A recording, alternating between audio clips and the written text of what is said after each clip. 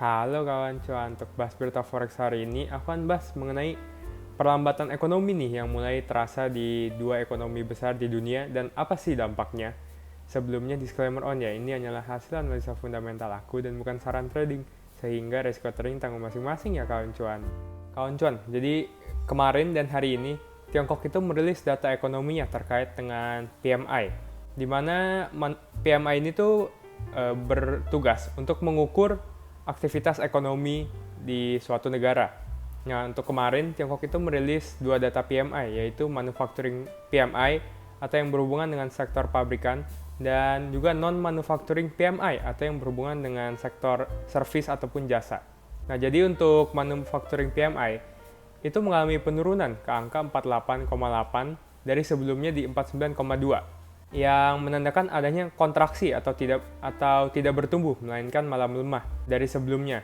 Dan juga karena data ini berada di bawah angka 50, maka bisa dibilang data ini tuh cukup buruk karena angka 50 itulah yang memisahkan antara kontraksi dan juga pertumbuhan. Nah, selanjutnya untuk data non-manufacturing PMI atau di sektor service ataupun jasa, itu juga kembali menunjukkan penurunan, di mana data ini tuh turun ke angka 54,5 dari sebelumnya di 56,4, yang walaupun masih berada di atas 50 yang berarti pertumbuhan, namun tetap saja bisa dilihat mengalami penurunan dari data sebelumnya.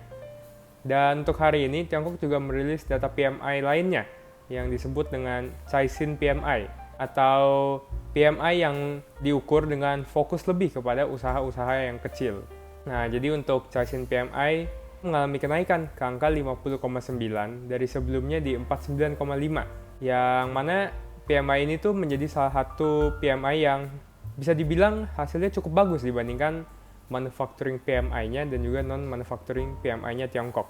Dan walaupun Caixin PMI ini mengalami kenaikan ke daerah pertumbuhan yaitu di atas 50, namun dengan adanya penurunan di dua data PMI manufacturing dan juga non-manufacturing, maka bisa dilihat sebenarnya pertumbuhan ekonomi atau recovery ekonomi Tiongkok semenjak aturan lockdown-nya yang cukup lama ini tuh bisa dibilang mulai melemah dan kehilangan kekuatannya untuk recovery.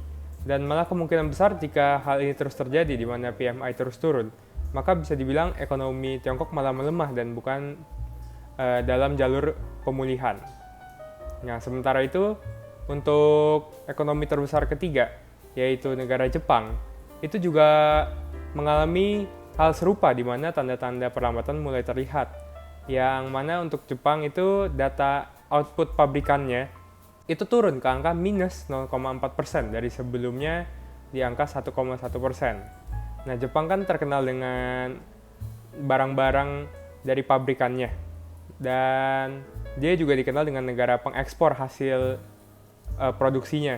Sehingga data ini tuh merupakan suatu tanda yang mengisyaratkan tuh kalau permintaan secara global akan barang-barang seperti itu sudah mulai menurun.